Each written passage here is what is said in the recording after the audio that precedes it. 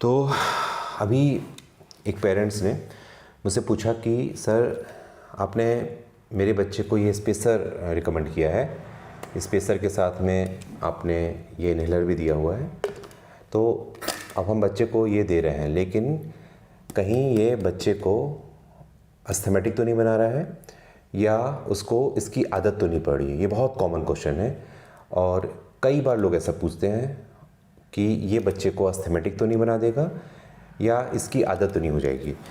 तो देखो, बचपन से आप ये सिरप पीते आ रहे हो या अपने बच्चे को सिरप देते आ रहे हो, तो ये आप इसके लिए बहुत फेमिलियर हो, आपको ये बहुत आसानी से लोग पीते दिख जाएंगे और मोस्टली जो है वो कंप्लेंट नहीं करते हैं। वैसे ही आपको इंजेक्शन भी बहुत कॉमन है, अक्सर दिख जाएगा कि सिरप से आराम नहीं मिलता है तो डॉक्टर इंजेक्शन लगा देता है। तो ये आप हमेशा से देखते आ रहे हो।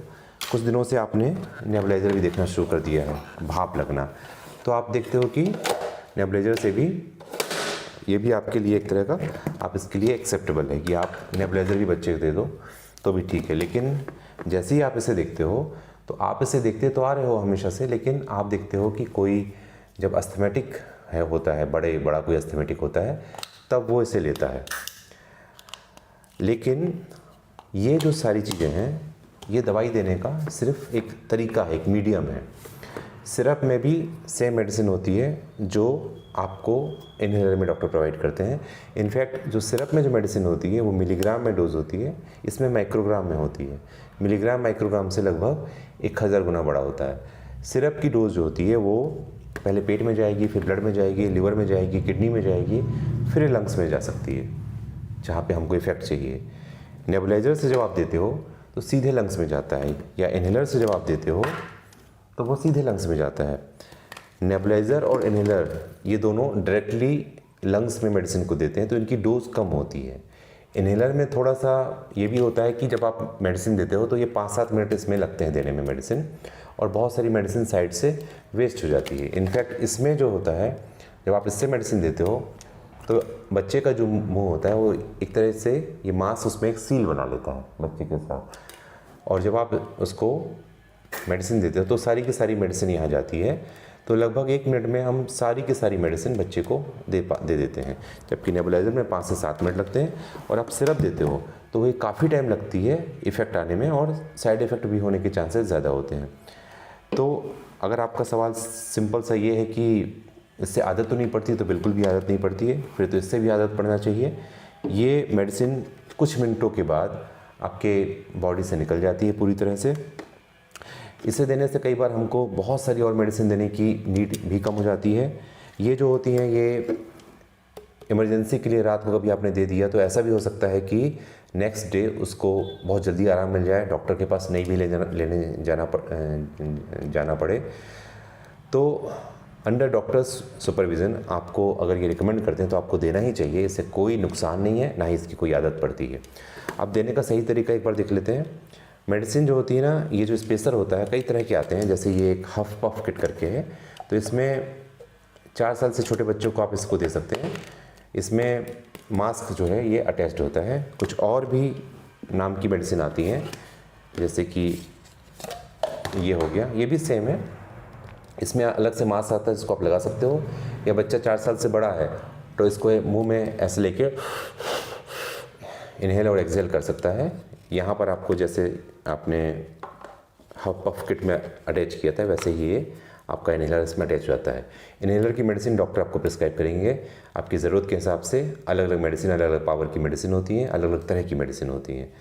तो ये जो स्पेसर होते हैं ये कई तरह के आते हैं, जैसे ये आपने देखा, और ये ऐसा। काम सबका ये है, स्पेसर से जब आप देते हो, आप डायरेक्टली भी ले सकते हैं, जो बच्चे बड़े होते हैं तो उनको डायरेक्टली भी दे सकते हैं, लेकिन जब इसकी जो मेडिसिन निकलती है वो बहुत फोर्स से निकलती है, तो उसी टाइम आपको सिंक्रोनाइज़ करना पड़ता है, आपको इनहेल करना पड़ता है ताकि सारी मेडिसिन अंदर जाए। अदरवाइज मेडिसिन जो है सारी ओरल कैविटी में डिपॉजिट रहेगी। जबकि इसमें क्या होता है, जब आप मेडिसिन देते हो स्पेसर के अंदर तो मेडिसिन जो है इसके अंदर रहती है, वो कहीं वेस्ट नहीं होती है, मेडिसिन अंदर रहती है। और जब आप इनहेल करते हो तो सांस के रास्ते मेडिसिन जो है अंदर और बाहर जा सकती है। अब बच्चा जब इन्हेलर करता है, बच्चे को जब आप ये लगाते हो मास्क के साथ, 4 साल से छोटा बच्चा है तो यूँ लगाएंगे, ये नोज़ल एरिया में रहता है, तो ये एक सील बन जाती है। बच्चा जब सांस लेता है तो आप जब देखोगे तो इसके अंदर 2 वाल्व होते हैं। एक वाल्व जो यहाँ दिखाई दे रहा है, यहाँ से मेडिसिन अंदर जाती है। जो बच्चा सांस लेगा तो ये वाला वाल्व खुल जाएगा।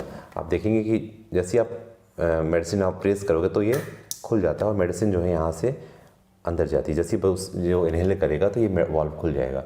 जैसे ही बच्चा एक्सेल करेगा तो एक्सेल करने पे ये वाला वाल्व, नीचे वाला वाल्व बंद हो जाएगा। तो आपकी जो एयर होती है, आपकी जो ब्रीद आउट करने पे जो एयर आती है वो यहाँ नहीं जाती और मेडिसिन से मिक्स नहीं होती है, वो यहाँ से निकलेगी।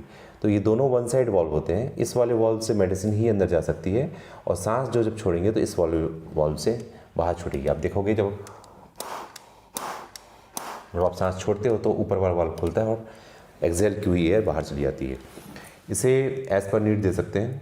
यूजुअली मेडिसिन आपने दिया, देने से पहले आपको अच्छे से शेक करना है। लगभग 4-5 बार ऐसे शेक कीजिए, ऐसे वर्टिकल डायरेक्शन में यूँ फिट कीजिए, मेडिसिन प्रेस कीजिए और अंदर से सांस लीजिए। 8 से 10 बार जब सांस ले लेते हैं तो सारी की सारी मेडिसिन अंदर चली जाती है। लगभग 1 मिनट आप बच्चे को लगा कर रख सकते हैं।